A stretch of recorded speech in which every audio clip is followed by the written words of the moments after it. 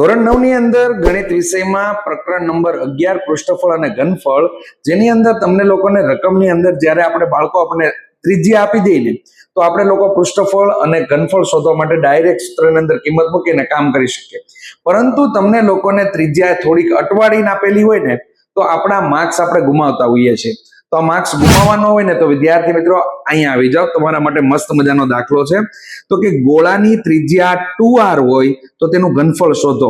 તો અહીંયા ગોળાનું ઘનફળ એટલે 4/3πr ઘન થઈ જશે.